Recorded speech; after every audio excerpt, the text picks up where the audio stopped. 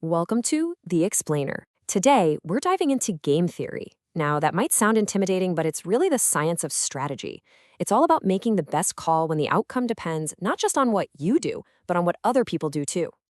So let's just jump right in with a classic thought experiment to get our heads in the game. Imagine you and a partner in crime get caught. The police separate you, and they offer you both the exact same deal. Your future now hinges on a single choice. Do you trust your partner? Or do you try to save your own skin? What do you do? Okay, so to really unpack that puzzle, we need the right toolkit. So first things first, let's break down what a game even is in this context. Turns out, every strategic situation, big or small, is made of the same basic parts.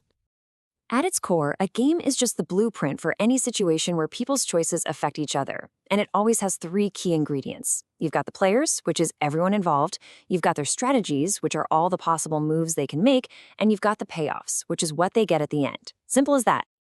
And this next part, the payoff, is absolutely crucial. This is what you stand to gain or lose. But here's the thing. It's not always about money, right? A payoff can be anything a player values. Time, reputation, even just the satisfaction of winning. It's just a way to measure success.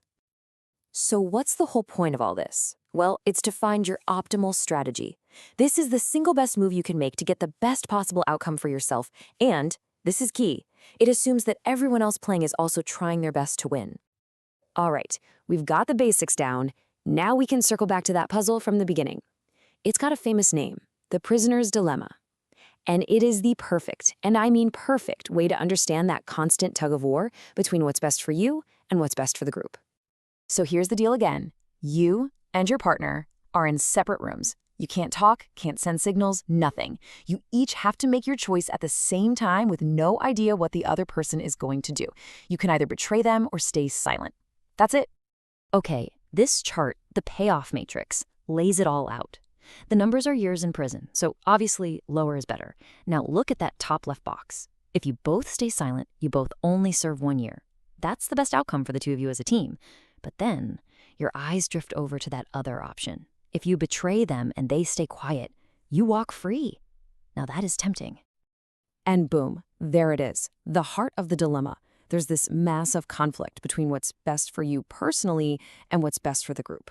The fear of being the sucker, the one who stays silent while the other one talks, it pushes you toward a decision that could make you both worse off in the end. So if you're a totally rational person looking at that matrix, how do you even begin to think this through? Well, this is where we get to one of the biggest, most powerful ideas in all of game theory. What you're looking for is something called a dominant strategy.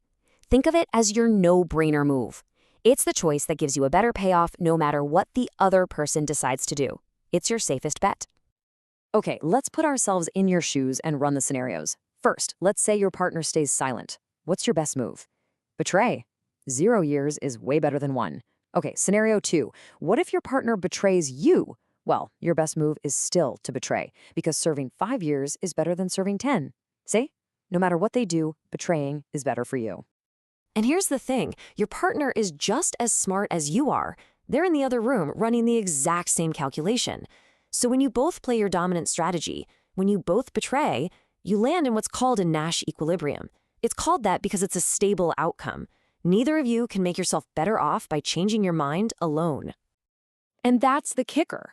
The stable, logical, rational outcome is for both of you to betray each other and each serve 5 years. Which is so much worse for both of you than if you had just trusted each other in the first place. Individual logic leads to a collective disaster. That's the paradox.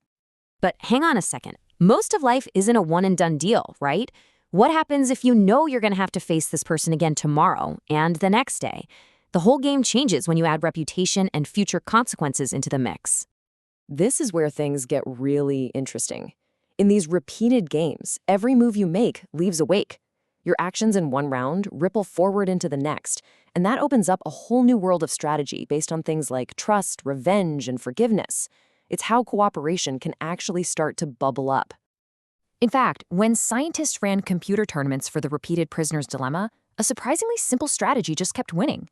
It's called Tit-for-Tat, and it's super easy. You cooperate on the first move, and after that, you just copy whatever your opponent did on their last turn. It's nice, but it's no pushover.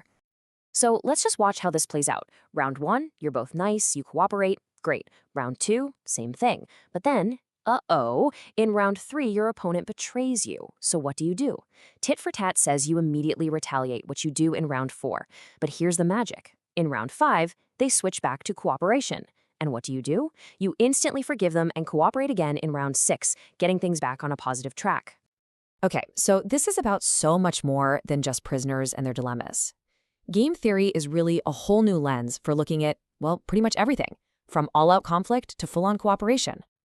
You know, the prisoner's dilemma feels like a zero-sum game, like we're fighting over a single pizza. If I get a bigger slice, you have to get a smaller one. But the real world is full of win-win situations, where the goal isn't to beat the other person, but to work together to bake a much, much bigger pizza for everyone. And then you have games like the Battle of the Sexes. Now, this one isn't about betrayal. It's about coordination. Imagine we both want to hang out tonight, but I want to go to a concert and you want to go to the movies. The trick isn't about winning. It's about figuring out how to compromise so we can both have a good time. And once you have this framework in your head, you seriously start seeing these games everywhere. In business, when companies set prices. In politics, with international treaties. Even in biology, with animals competing for resources. Honestly, every time you negotiate with a friend about where to get dinner, you're playing a game. So here's the bottom line. Our world is a massive, tangled web of these strategic interactions. And understanding the structure of the game you're in, who's playing, what they want, and what moves they can make, that's a superpower. It's the first step to playing it better. So think about it. Every interaction is a game. What's going to be your next move?